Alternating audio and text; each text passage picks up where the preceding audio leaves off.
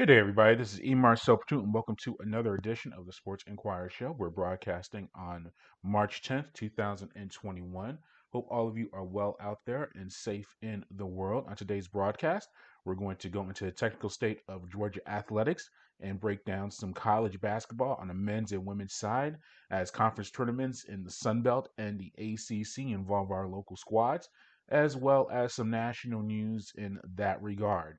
We'll then transition to the Gridiron Blitz. Major news in the NFL. Dak Prescott re-signs with the Dallas Cowboys. I have some thoughts on that. The Philadelphia Eagles make a huge commitment to their quarterback position, and a first-round pick from last year's draft is already on another team. And then finally, in the Miscellaneous Department, Les Miles has to find a new job. And I did catch some snippets of the Prince Harry and Meghan Markle interview, and that's been the buzz around the entire world. I have some thoughts on that as well, and we'll get into all of that good stuff. As always, if you want to follow everything that we're doing, head to the mothership, thesportsinquirer.net, premier site for news and notes in the world of sports. I've been doing some updates on the site, and within the past few days, we have some very good interviews with, I'm pulling it up right now. Yes, we were able to speak with Beth Van Fleet from Georgia State Beach Volleyball. They are in the Day of Duels right now, an event that they host every year. We were able to speak with her about that, and also an interview with Georgia State softball head coach Roger Kincaid. They're playing the University of Georgia today, and got some good analysis from him on the team and everything that is going on. If you want to get more of our content, you can definitely go to thesportsinquirer.net and also our social media platforms, starting on Twitter, Instagram, and Facebook. Just do a search for us, and you will see everything that we are doing. And then finally, subscribe to us on your audio or podcast provider or video as well, because such as YouTube, it's the video, and things like SoundCloud, it's only the audio, and somewhere a little bit in between. But go to YouTube, SoundCloud, Spotify, Google Podcast, iTunes, and other providers, and do a search on there for us, and you will find everything that we are doing. We're in the middle of March, and thankfully, unlike this time last year, and I was thinking about it because we are really there's no really no official date of when the COVID-19 or coronavirus pandemic really started canceling things and really affecting us, but you can say late February, early March is a timeline from this point last year of when we really started to see a major impact on things. And one of the biggest things that was impacted, at least in the sports world, was college basketball. At this time last year, we were seeing conference tournaments. Some of them took place, like the Sun Belt, and actually were executed. Some were not, or in the middle of just literally starting, like the ACC and the SEC, and then some like the Big East played one half of a game. I think it was St. John's and oh my goodness, I wish I remember the other team. May have been St. Hall, but they played one half of a game at Madison Square Garden, and they canceled the tournament right after that. I laugh about it. I mean, it's not funny because it's been a really bad situation, but it was very surreal seeing a basketball team play one half of a contest and then they end it. But the good news is, or better news, there's really no good news with all of this, but the better news is that the since that time last year, there has been improvement in precautions and preparation. We know a lot more about the virus and the pandemic and how to handle the pandemic, and that has led to more college basketball. And thankfully, we've had some tournaments taking place in the conference and some that are about to start. And we'll start with Georgia State men's basketball. They were able to make it to the conference finals of the Sun Belt tournament, but they were defeated by Appalachian State on March 8th by the score of 80-73 in the championship game in Pensacola, Florida. I, Thoughts on the overall tournament before we get to the specifics of the contest. Good job for the men, and we'll get to the women as well. A good job by the Sun Belt being able to get that tournament to take place. I heard good things about Pensacola. Unfortunately, none of us were able to go to the actual contest, or at least I wasn't able to, or many people weren't. I know they had some fans there, but the media access was very limited, and it just was not worth making the trip down to the state of Florida for a lot of reasons, but just logistically, and everything was online anyway as far as access and availability. But I heard from the coaches; they were very complimentary of the setup and executing everything. It's a little bit outside of the circle of the Sun Belt tournament because there's not one team from the state of Florida in the Sun Belt currently. That can always change, but normally the tournament is held in the state of Louisiana, which is where a lot of the teams are, or basically the Sun Belt Conference. It breaks down into, it's a weird conference, but Louisiana has a big sector, Texas, obviously Arkansas, Alabama, Georgia, and North Carolina. So you can really have the tournament in any one of those states, and it can happen. I mean, Atlanta would be nice, well, first for selfish reasons, but also it's a centralized area. It's been in New Orleans for the past few years, which is good because that's a good central hub for travel, easy to get to. But Pensacola, I heard, was very well done. So I don't know where it's going to be for the next few years, but I would like to get down there and check it out. And hopefully by this time next year, we'll have a lot more accessibility to travel and do all of that stuff.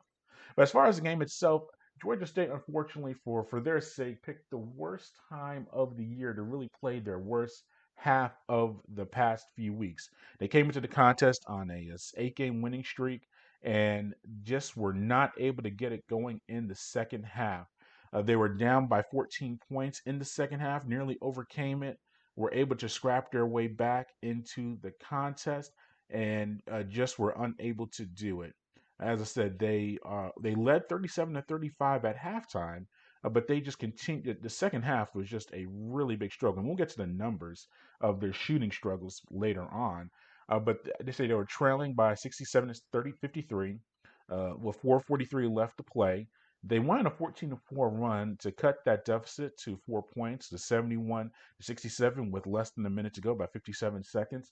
But Appalachian State were able to make their free throws when they were getting fouled. They made 6 straight over the next 20 seconds after that frame, and to go ahead by 10, and a little bit back and forth, a few shots here and there, and they were ultimately able to hold on to the win. For Georgia State, they finished season 16-6.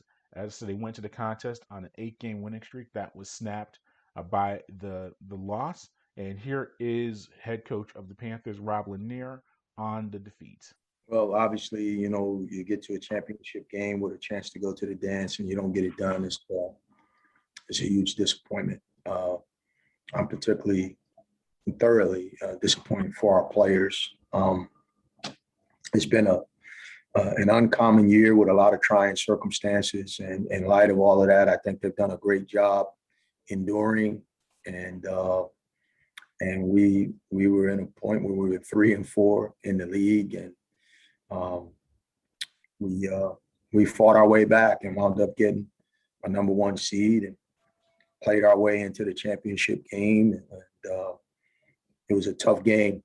Nothing came easy. A lot of that you can give credit to App State. They did a great job. They were the tougher team tonight. They deserved the win. And they're a good team. I thought all along that they checked the most boxes of all the teams that we played during the course of the season, that when they were right, they were as good a team as anybody in our league. And they proved that in this tournament with their toughness and playing 2 overtime games. And it's a great lesson for us. But I love my team. I love the guys in our locker room. I love my staff. We think we're building something that can be special. And so we're excited, disappointed, but excited about the future. Some highlights for Georgia State was Eli Sosime, who has really turned into one of the top post players in the conference. He was named to the all-tournament team. He had 7 points and 10 rebounds, and that was just shy of his 3rd straight double-double in the conference tournament. Kane Williams, and I'll get to him, Kane and Corey Allen, because they're the senior guards, leaders of the team, just really struggled from the field. Kane led the team with 18 points, but was 4 for 14 from the floor and led the team in turnovers. Just a really rough night for the senior. A lot of those turnovers led to good opportunities for Appalachian State, and that was just a tough go for him. Corey Allen usually leads team's leading scorer, a lot of times going into the contest. He had a tough night from the field. He had 9 points, but was 3 from 12 on his field goal attempts. Jalen Allen, a guy who, as stretch, was getting career highs in consecutive or multiple contests, and getting double doubles or getting close to it with his rebounds, getting at least 6 to 7, sometimes even reaching double digits in rebounds. He had 9 points, but was 3 from 12 from the. Oh, he was 1 from 5 from the field. Excuse me. He did make his first 3-pointer of the season in a weird sequence. But those three guys who have really been the inside and outside offensive presence for Georgia State had really bad nights shooting. And here is Coach Lanier on those offensive struggles. Did App State do something defensively to take away any good looks for Allen? They did. It was just them applying the defensive principles and being tough, and they're doing a better job guarding our concepts than we did executing it. It seemed like in the second half, the offense got out of sync and never recovered in time. What was happening there to cause your team problems? Well, they just did a good job guarding our ball screen actions, and they were physical with us. They were tougher, but also think that mentally we weren't tough enough in this game. We were the number 1 seed. We'd been playing well. I don't know if we were favored coming into the game or not, but I just think when the game was tight and when they took the lead, we didn't maintain a level of poise. And, we got into a thing where we were trying to hit some home runs and playing a little hero ball. And, we've done that at different times throughout the course of the year. And that kind of reared its head in this moment. It was a big moment. These guys really wanted to win. So I thought they did a better job of sticking together and executing, staying the course than we did, in the latter part of the game. And the Panthers end their season, as I said, with a record of 16-6. Now, a reporter at the very end of the presser asked about their postseason aspirations. I didn't think about this as well because you're so focused on getting the win, or you're looking at the team to get the win for the NCAA tournament bid. But the NIT is still taking place. Now, it's different this year because it's going to be, I think, in San Antonio. No, the women's tournament's in San Antonio for NCAA Division I. The men's tournament is in Indianapolis, or the state of Indiana, I guess, around that surrounding area. But the NIT is taking place, and it's going to be similar. They're going to set up a bubble. I think it's only 16 teams this year. Now, Georgia State did win the regular season, and that tends to lead to winning at least Eastern Division, to get a bid for the NIT. So postseason may still be in the cards for Georgia State basketball for the men's side. We'll be keeping track of that. But let's turn the tables or transition into Appalachian State. Very big one for the Mountaineers. They secured their first appearance in the NCAA tournament in 21 years. A very big moment for that program. Here is Mountaineers head coach Justin Kerns on the victory. No words really, right? So proud of our team. I thought we outplayed them. I thought we deserved to win the tournament. We beat the preseason favorite. We beat the regular season winner. We beat an incredible Coastal Carolina team, and then we beat the hottest team in the league who won 8 in a row, Georgia State. We deserved to win, and our guys were incredibly tough, winning 4 games in 4 days, and we believed. This is something that we've talked about, and I'm just so proud for our players and our university. App State is a wonderful university, and I'm so proud. I'm so happy for our fan base and our alumni, former players. We've got a lot of great former players. I'm just happy for App State and our players. And the name, the big part of Appalachian State's success was Michael Almanar. I cannot speak today. Michael Almanarchi. He was the one who had 32 points in the contest and grabbed 7 rebounds in the conference championship game. He was named tournament MVP. Adrian Delph, he had 22 points in the contest as well to lead for the victory over Georgia State. Mountaineers came into the contest with the 3 seed out of the Eastern Division, had to win 4 contests in 4 days to secure that championship, and they were able to do that.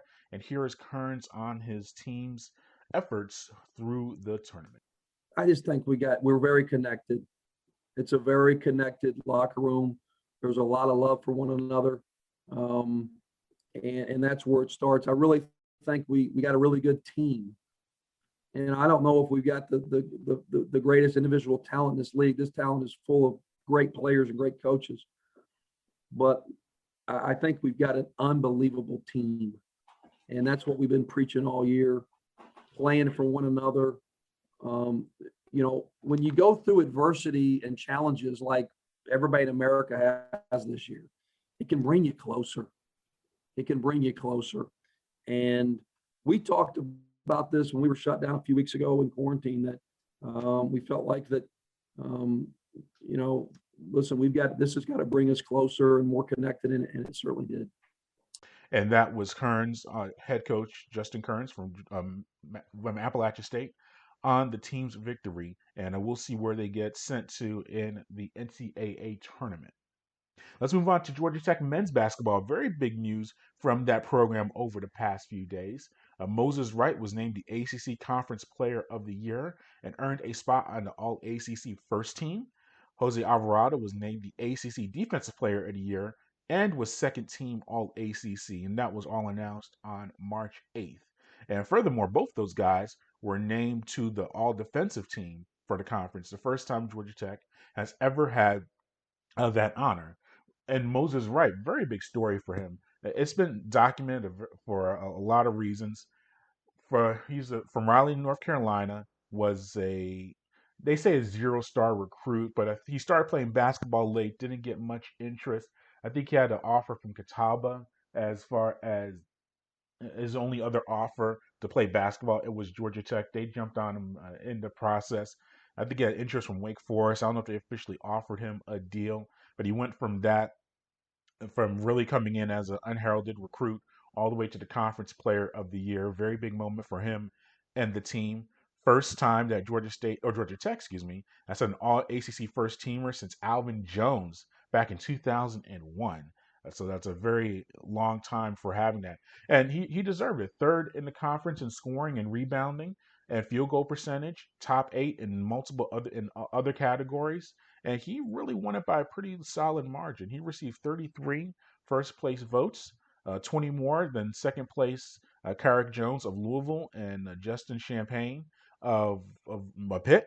So he really earned that award in a big way. Alvarado, the 6-foot senior, the point guard for the team, he was named to the second team this year in the ACC after being a third team member in 2020. Alvarado, kind of similar story. He's a New Yorker. He's from Brooklyn, so we like him, of course. But another guy came in not highly recruited. I mean, well, you're recruited to the ACC program, so you are recruited and acknowledged. Even right, if you receive a scholarship offer and accepted from an ACC program, you're a solid college recruit. But compared to the other people, other recruiting services, Alvarado was not very highly regarded. But similar to Wright, both those guys came in the same class, worked their way up, and found a way to become all ACC performers. Alvarado is the steals leader currently this year, and if he's able to do that and finish it out as a senior, he'll have 2 consecutive steal titles. Only Chris Paul in the history of the conference has ever done that, so obviously that's a very good company to be in. And I said he received 35 out of 76 possible first place votes in the running or for the standings or the competition for Defensive Player of the Year. So he got more than half the first place votes, which is a very solid mark for him, or close to half the first place votes. But here's Alvarado on winning the award along with his teammate Moses Wright.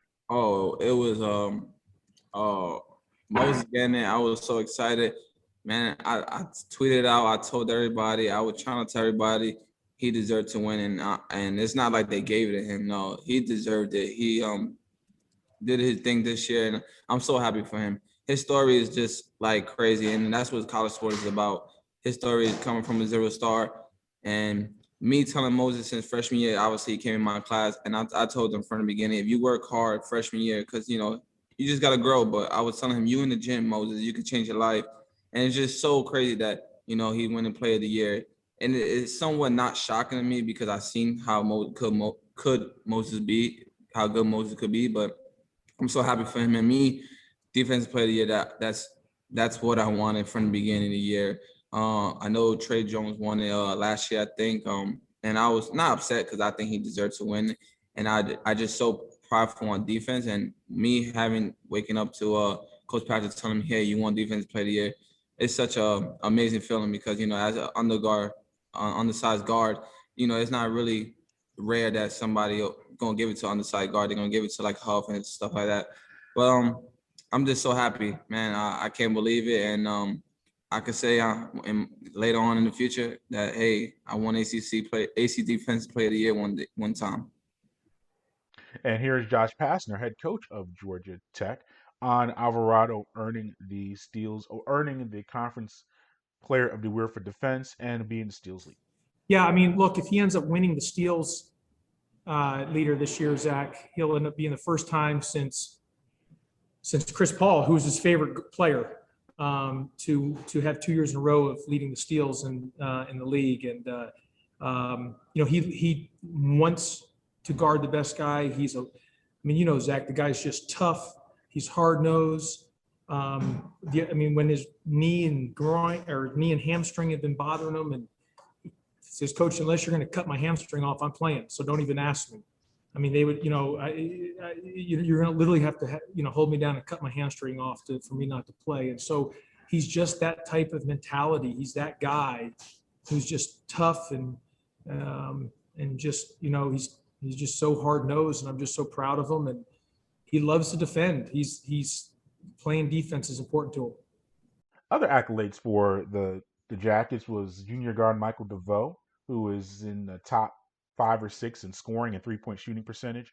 He received honorable mention for the All ACC team, so got to acknowledge him as well. But here's Pastner just on all of the awards, postseason wise, as far as ACC goes, that the team received.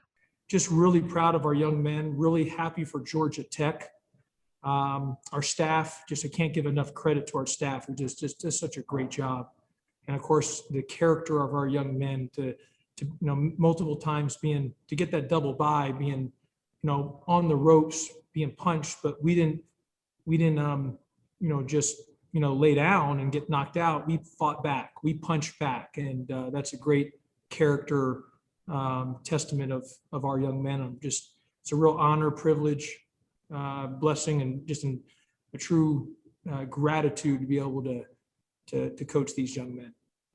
And as we speak right now, the team's preparing for its first contest in the ACC Tournament in Greensboro.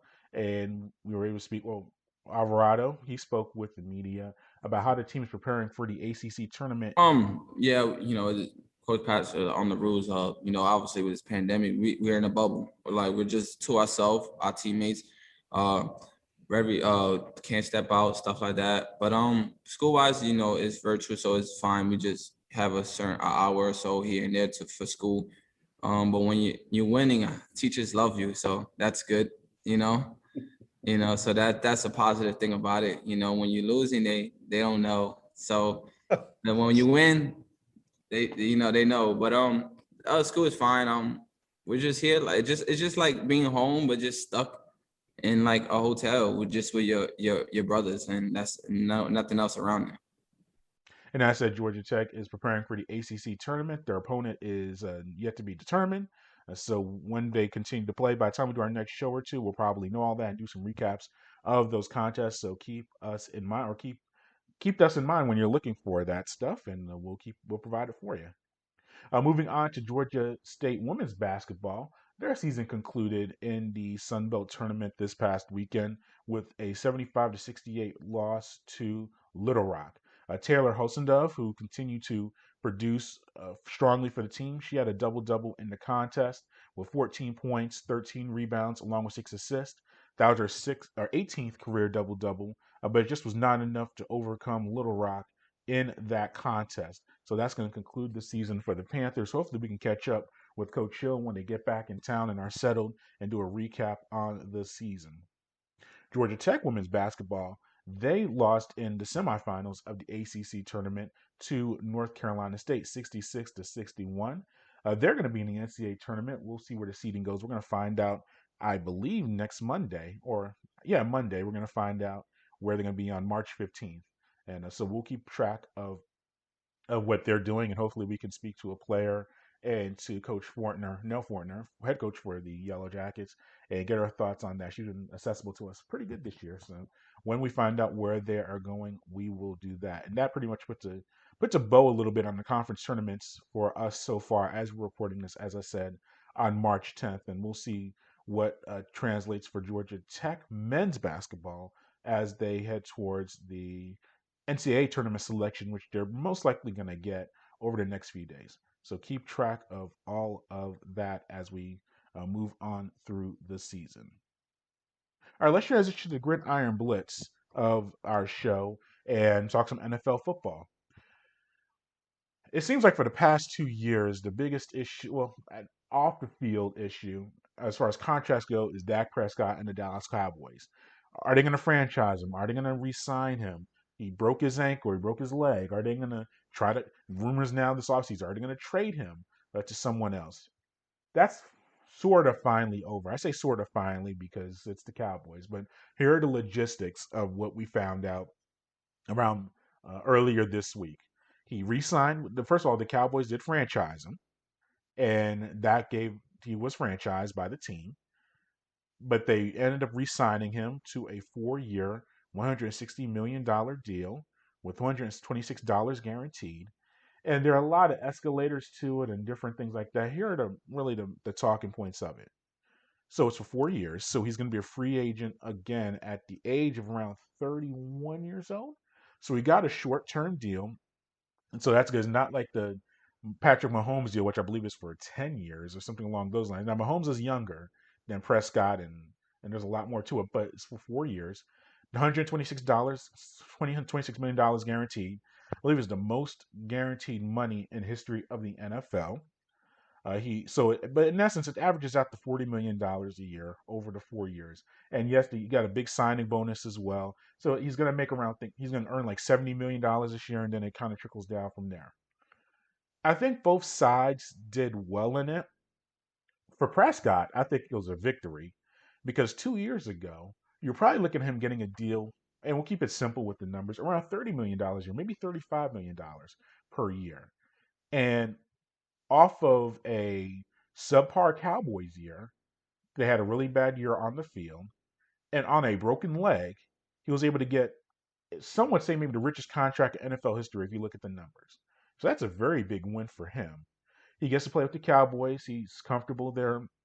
He's proven his worth. Is he a top 5 or top 10 quarterback? That's a big debate. And I think on our next show, we'll break that down. We do it on our show around the 11th or the 12th. We'll talk about where he ranks in the NFL.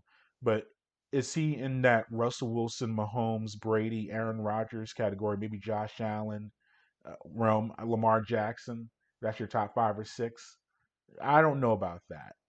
But is he in the top 10? Make an argument around there. And it really is just where the market is. I think for him, I think it's a good victory. He played it well. Respect to Ty France and his agency. They're based in Georgia. So respect to them for getting that deal. He played his cards right in that regard. He was silent during the entire negotiations. I think that was a good thing. He kept his distance from Jerry Jones, and Jones probably wanted to get a hometown discount. He wasn't playing that. That was good for him. For Dallas, you have your quarterback. Now, as I said, he's paid very well, and is he one of those top 3-4 guys in the NFL? No. But two things. One, when you have the quarterback and you're comfortable with him, it's a lot easier to keep him and to have him in your system. And that's good. Another thing, I think the TV deals is a legitimate factor in this. They're going to be we're going to get a new TV deal probably within the next 24 to 48 months. Not 24, 12 to 24 months, next year or two. Just put it that way. What that means is that, and then money's going to go up. Right now, the pandemic and things like that, the cap is pretty quiet this year as far as moving up or down. If anything, it may go down a little bit, but I think there's going to be a nice jump in the next year or two. And Prescott's contract, while it's the richest right now, may not end up being in that realm within the next year or so. Because remember, we have 3 picks or three first rounders that were drafted after Prescott, whose deals are going to be up in the next year or so. And that's a Baker Mayfield from the Browns, Lamar Jackson from the Ravens, and Josh Allen from the Bills. Three of those guys have had various levels of success comparable to Prescott. Josh Allen's had led the team, I think, in touchdown passes this year, or was right up there, and or led in total touchdowns for a quarterback if you include the rushing yards. Lamar Jackson, MVP of the regular season, and then Baker Mayfield leading the Browns to the playoffs and a playoff win for the first time in literally decades. So all those guys are going to have really good cases with those respective franchises to earn deals maybe higher than Prescott. So his deal's not going to look as bad. I don't say not as bad, but not as overwhelming as compared to how it is right now as we record this in March of 2021. I think where the Cowboys messed up is that they could have approached him 2 years ago or even last year. Maybe not last year necessarily, but 2 years ago with a deal in the $30 to $35 million per year range that guys like Carson Wentz were getting and guys like Russell Wilson were getting. And he would have signed that. Because you gotta remember with Prescott, fourth round pick, third or fourth round pick, but late round pick, earning literally hundreds of thousands of dollars in the first few years of his contract before he got that signing or got the franchise tag last year. So you add all of that together, you would have made for him to make a jump from $900,000 per year to $30 million per year. He would have been very happy with that, or $35 million. Now you franchised him for this past year, making $33 million per year, and they're going to come back to him with $35 million per year after you gave him that franchise tag, and he saw that money. No, that's why he had to increase it to that $40 million per year. So I think the Cowboys were, and I said this from the very beginning when they signed, they really should prioritize Prescott before all their other signings. Because if you think since Prescott was kind of in his negotiation window, they signed DeMarcus Lawrence, Jalen Smith to big deals on the defensive side. Ezekiel Elliott, remember this time last year, he was in Cabo and doing this whole holdout and everything, or not reporting and all that stuff. They signed him to a big deal. They re-signed Amari Cooper, the wide receiver. I think he's about $20 million per year with his deal. They signed all of those contracts above market values for those respective positions. Those two linebacker, well, Mark Lawrence is defensive end. Jalen Smith is a linebacker, and then Ezekiel obviously is the running back, and Cooper is a wide receiver. All four of those deals were above market value, and you left yourself in a bind because if you sign those guys to deals, you leave your you leave your quarterback with Prescott, who's going to make the most money out of all of them long term. You're going to have to sign him to an above market deal just on principle, and you limit your financial deals as far as the franchising, because if they franchised him this year, they would have been really handicapped. So the Cowboys put themselves in this position. What they really should have done is re-sign Prescott to that deal that I mentioned, and then take care of the rest. You take care of your defensive players that I've mentioned.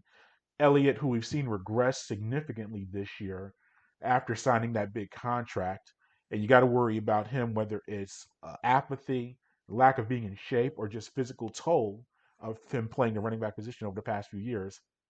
Running backs, you can find guys. Elliott, when he's healthy and when he's mentally or physically right, is maybe the best running back in the NFL, or top 2 or 3 without question. But you don't know if you're going to get that from him. They really didn't prioritize their signings in the correct order, and they have to pay for it, relatively speaking.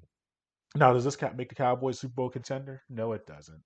And this thing about the Cowboys, they're the most marquee franchise in the NFL. Look, the Patriots and Tom Brady won all those championships in New England, and now Tampa Bay, he's there now. They won the championship. Kansas City has Mahomes, maybe the most exciting player in the NFL, or most intriguing player in the league. The Packers and Steelers, very strong franchises, long history of success, and even currently now with 2 Hall of Fame quarterbacks, and Aaron Rodgers and Ben Roethlisberger, respectively, in those positions at QB for those teams. They're still not the Cowboys. They're just that team that draws the most attention media-wise. They have the most maybe the biggest fan base in the entire NFL, at least around the country. Yeah, you go anywhere in the country and maybe around the world that follows American football, there's a Cowboy fan there somewhere. And that's why they are who they are. They're still the biggest story and they get the most attention. Now, they haven't won a Super Bowl in 30 years, or they're approaching the 30 years of not winning a Super Bowl, let alone being an NFC championship game. But they still are just that marquee franchise that we pay attention to.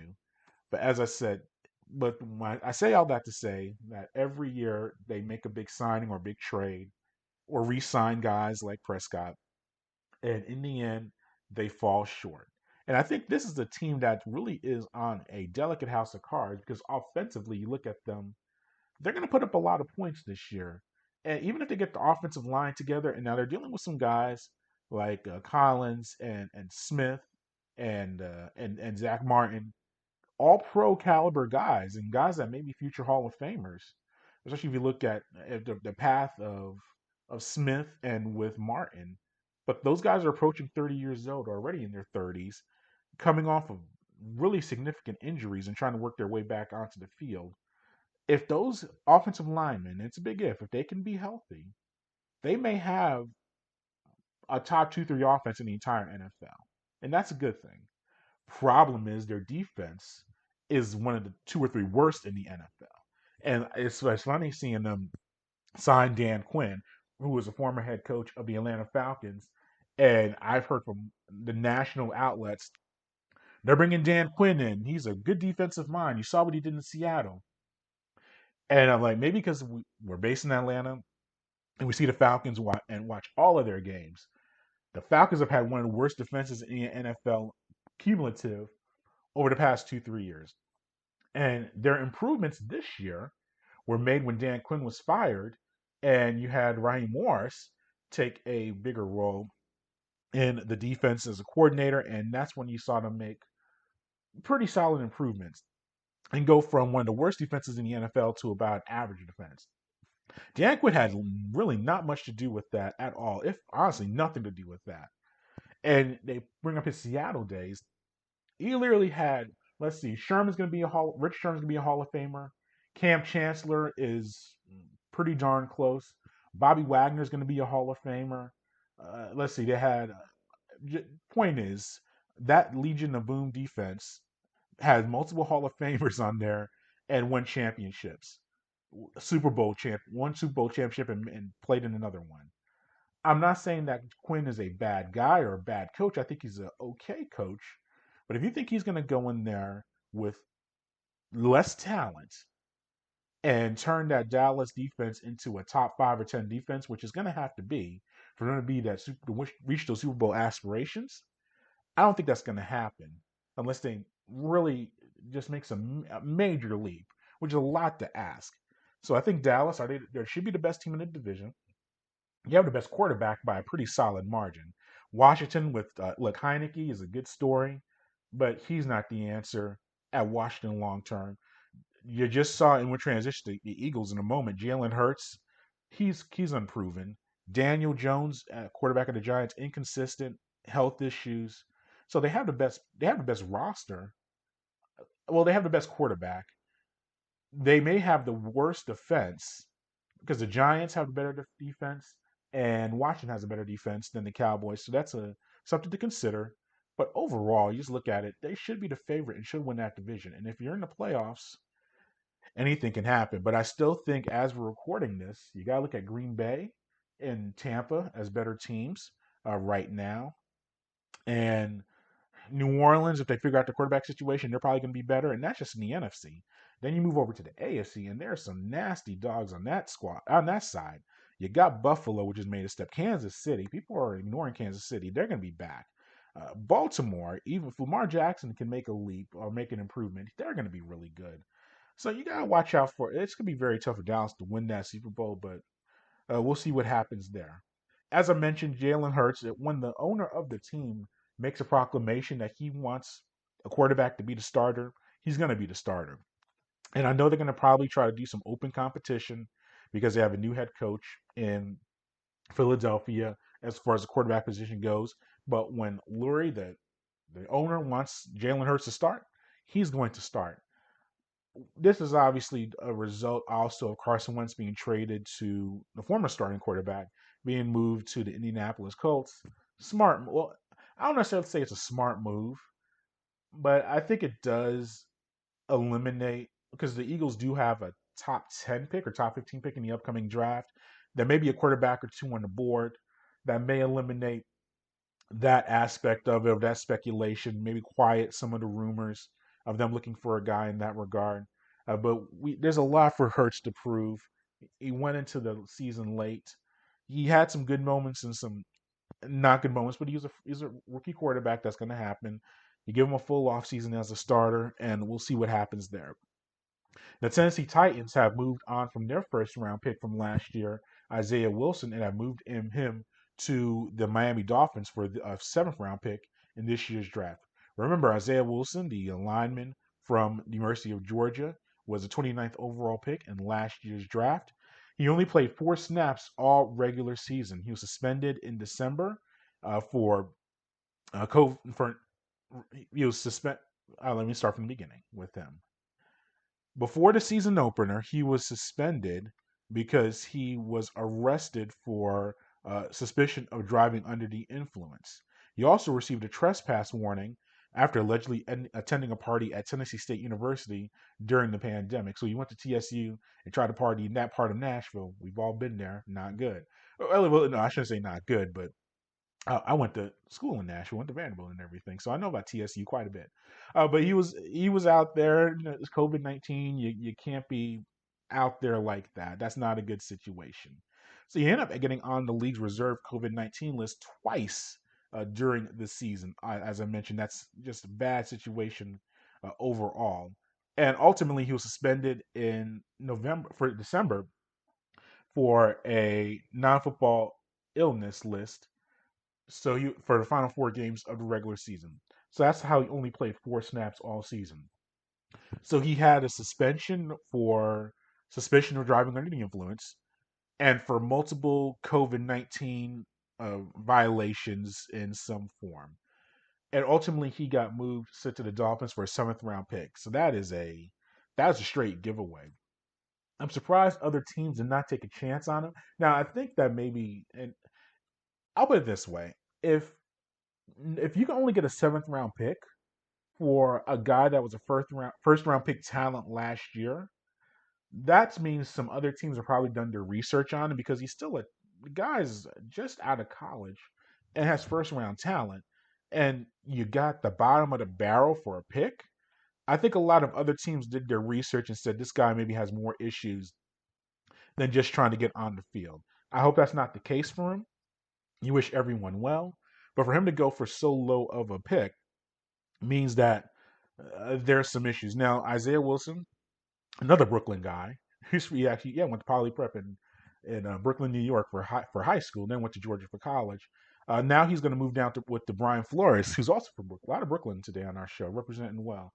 Brian Flores, he's the head coach of the Dolphins. He's from Brooklyn, so maybe they have a connection there. They can talk about going to juniors and walking across the Brooklyn Bridge, Williamsburg Bridge, my area, and going to Park Slope and going to Coney Island. And I'm gonna stop with my Brooklyn references now. So they could do all of that stuff and maybe connect in that regard. But seriously, I mean, he goes down there, maybe a fresh start for him. A coach that will maybe reach him, and maybe an organization that can connect with him, and he can at least make himself a contributing NFL player. But yeah, just a tough situation for all parties involved as far as the Titans and Wilson, and we'll see what happens from there. All right, we'll wrap up the show with the Miscellaneous Department and some things around the world outside of our college and NFL issues. Les Miles is out at Kansas. The story, and this is really a failure in many ways, but we're going to look at LSU and Les Miles and Kansas, the University of Kansas. All of them were at fault for this. Obviously, Les Miles, the allegations of his sexual harassment in the LSU athletic department. The reports came out just within the past few weeks that this took place in 2013. And so the reports came out now. Les Miles, who was at the time of the past few weeks, was the head coach at the University of Kansas as far as their football coach. He ended up they took him, put him on leave of absence and all this other stuff, and he's ultimately out from Kansas. Here's where there's so many. First of all, if the allegations are true, that's very bad on Les Miles, of course, for sexual harassment with the employees and female staff members at LSU. There's no place for that, and it's unacceptable. Unacceptable for LSU, the athletic part, or the school itself, to not acknowledge it and reprimand him at the time of these allegations. And this is multiple years ago. That's just a bad look. But I think, unfortunately, it's something that happens in a lot of places and a lot of work situations, just outside of sports, just in the world.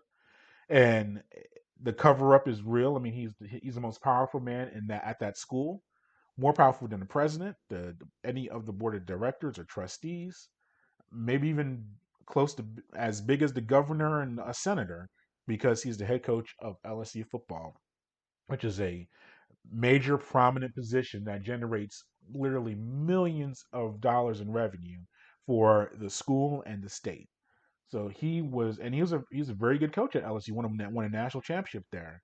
So he was winning there. They were making a lot of money.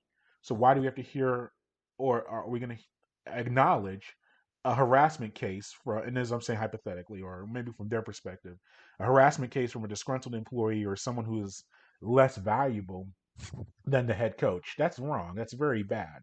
So that's just bad on them. And I think that the investigation needs to go further and see what else is going on in that department at LSU.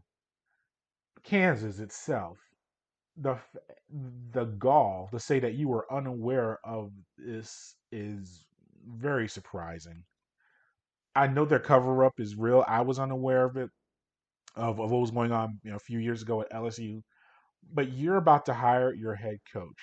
There are private investigators, cheap ones, that could do some good research for you and find this stuff out for you before you hire him. I think they knew about the allegations, but they were figuring we get Les Miles, a national championship head coach. We're Kansas. We're one of the worst Power Five football teams in the country. You literally are one of the worst. And Les Miles is interested in us. We're going to ignore those allegations and we're going to hire him anyway. But the fact that it's after the fact, and you knew they were going to say this at Kansas, we were unaware of this. No, they were very aware of it. As I said, you are in Kansas. It's a multi-million-dollar entity, and you're pretty much you're assigning the CEO or the president of it, and you're not going to do the proper research to find out what his previous employer, what was going on there. You knew exactly what's going on. You know his credit. You did a credit check. You did a research on the previous jobs. You did reference. You did everything you could to find. Now, if they didn't, which I highly, highly, highly doubt, but if they didn't, that's just awful. That's bad on their part. But they should honestly, and this where honesty really is and I know that they had a contract with Miles and the buyouts and their clauses and all of that stuff. I understand that. But to say that you were unaware of it is just insulting to all of us that are following the story. They really should have just said, look, we were aware of it. We didn't realize maybe how deep it was, but we knew what was going on.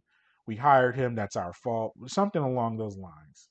But to just say you weren't aware of it is silly. And I mean, he wasn't producing on the field as well. They were below 500. He did not win a Big 12 game in multiple years as head coach of the team. So he might have been fired anyway at some point. But they really have to evaluate all the stuff that's going on with that program at LSU and at Kansas. So that was where you saw that happening, and I just had to make thoughts on that. Speaking of ignorance or lack of knowledge, and I think that that's a little BS. Here are some quick thoughts on that Prince Harry and Meghan Markle interview. If you're listening to the show, you know the deal of what's going on there. I thought the interview was okay. The setting was just. I said at the beginning of the show, we're going through all the stuff in the world right now. I'm watching. We got COVID, unemployment. I literally watched a story on the news about the the immigrants and seeking asylum on the Mexican-United States border. People have been there for years trying to get into the United States. Just some awful situations and scenarios in the world. And I'm sure you're going through some hardships in your world. But the fact that you have, and Oprah did a good job. I can nitpick some parts of her interview or the clips I saw, but just the setting of you have a prince and his wife in California in that setting, just sitting there making complaints about what's going on in their world. It is a little hollow at this time of the of what's going on in the world.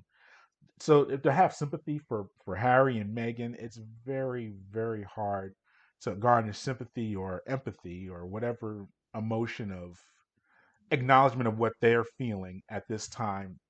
That's what's going on in the world. Meghan's interesting. You have to remember her background in a lot of this stuff. She's an actress. She knows how to play with emotions and knows how to manipulate her words and her body language and things like that. You have to be very careful listening to her. I think the things that she was saying, and we all know this stuff, the accused racism about the how she was treated there, maybe the skin tone of the baby, and lack of security and media treatment, and all this other stuff.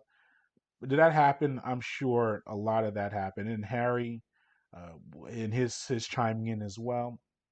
I think Harry is really like the secondary guy in all of this stuff, which is an interesting fact. I think Meghan is I don't want to say, and I've seen the wearing the pants in the family and is a controlling part of the relationship. I don't know their relationship, but obviously they're a couple. I'm sure they should have whatever they have going on. But yes, obviously, if you have a prince or someone in the royal family, the perception is the man tends to be the lead in the relationship. Their relationship maybe is a little bit different than that, but that's one. But what I'm trying to get to as well, and this is my main point. I don't think Meghan came into that relationship with ears and eyes closed and not knowing the scrutiny and the way it was going to be. If you do your research on her, she was very into the royal family before she even met Harry. She was in. She went to, and I knew this. I learned this stuff because I actually was a fan of Suits, the show she was an actress of, and I was like, really, Meghan from some Suits? She's getting married to Harry, and I was like doing some research. But she went to London. She's been to London multiple times. She really liked the royal family and all that other stuff.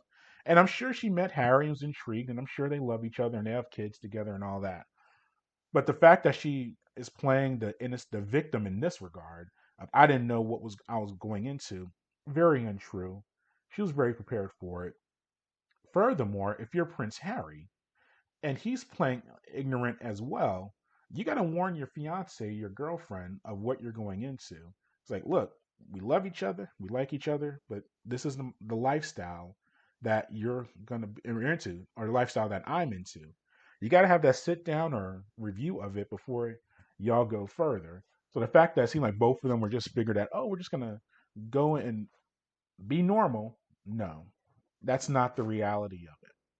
So I think that you have to be careful with those two and the playing the ignorant side of things. And they're okay. Like that's the thing I take away from it.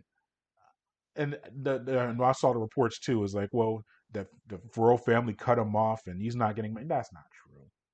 Now, is he being salaried, or the money structure may be different? But he's part of that family. He's not going to be in the poorhouse or in. He's not going to become low class or lower income by all of this. They'll be all right. They're in California. They got a nice home in Santa Barbara. They'll be okay. The interest in this though still fascinates me, and we'll end on this part of it or on this. My family members, my Twitter feed. I was watching some other stuff. I was actually watching some wrestling in the NBA All Star game on Sunday, but the attention this drew was incredible. All walks of life, people that follow sports, entertainment, people that everyone. And I think the power of Oprah was big in this. It was a great time slot. Nothing else was going on. Unless you like basketball and maybe The Walking Dead or 90 Day Fiance, which are shows that you probably DVR'd, you could catch later. It was on at a perfect time slot on a Sunday night with not much going on. No, not much sports. I mean, the NBA All-Star game and wasn't great, but just it was a perfect time for all this stuff. You have the Oprah factor, and she's Oprah.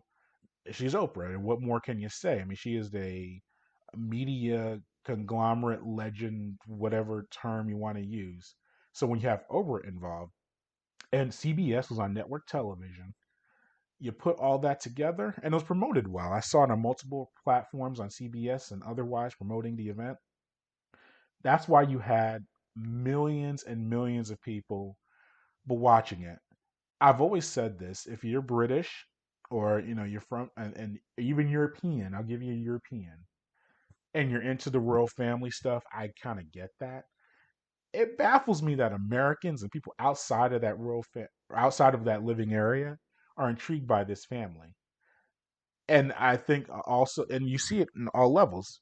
You saw the interview. You see The Crown on Netflix. I think it's probably one of their most successful shows, their most viewed shows. And The Crown's all about the royal family. It's just I don't know what it is. Just people really love that side of things, and that family that did expose and to a lot of people, which I don't get. But I think that and it really should have been with Princess Diana and her passing, with Prince Charles and all that drama that went on. It really shows you that this whole perception, and if you know your history, and I took some history classes and I know a little bit about it. It's always been a ruthless family, and just as far as the way business is handled, people have genocides and infighting with family. It's just very cutthroat. And we saw it with Diana and Charles and all that, and Camille and all that stuff. If you're older listening to my show, you know how that all went down. So the fact that people were hearing Markle or Meghan discuss this stuff and were shocked by it, I saw it on Twitter. It's like, oh my goodness, the royal family, all this stuff going on. I'm like, man, that is lightweight. Look at some Queen Elizabeth and the OG Queen Elizabeth and King Henry and all that stuff. There is some wow. There you want to talk about some really bad stuff going down with that family. It's there. But a lot of people don't really follow that stuff, which is understandable. We have other things going on in the world. But you just put all that together, and all the stuff that they were saying was not surprising at all. I think those two, hopefully, they're talking about doing philanthropy and doing a lot of good for the world, which is good. They have the money and the resources and the time, you would think, to do that. And I think they really should be involved in the local community and helping people out in that regard, and focus more energy on that. And then also, and this will be the true last point because we got to move on and end the show. If you really want to avoid all the media scrutiny and all the stuff that they talked about, the last thing you want to do is go on an interview that's going to get international attention with Oprah, the man who I mentioned is the iconic figure in media. Oprah is world known. We all know Oprah's greatness in that realm. So the last thing you want to do is do an interview with Oprah and then say we don't really like the attention. That's kind of a contradictory deal. They got the story out there. I guess they do it one time, but we don't really need to hear from them for a very, very long time. Over they have I guess they're having a second child. I think it's a daughter. Great kudos to them. Hopefully they have their children, their family, and can live their lives the way they want to. But I don't need to see another interview or mention of them for a very, very long time. If they truly want to lead in a not relative, for their standards, a relatively anonymous and quiet life, you got to turn the page on that. I don't want to hear any more interviews from you. Or now, if you're doing some positive things, yes. If you want to do some photo ops and with your charitable endeavors, okay, I can have a little more leeway with that. But no more big interviews, no exposés, and all that other stuff. It's got to be over. It's got to be done. Because then you look hypocritical and contradictory to what your original intentions were. And I don't think they want that. All right, that concludes today's show. Thanks for listening. As always, follow us on sportsinquirer.net and then search for us on your social media platforms and your audio and podcast providers. Similar deal. Just search Sports Inquirer under Twitter, Instagram, Facebook, YouTube, SoundCloud, Spotify, Google Podcasts, and others. Until next time, good fight, good night, and be safe.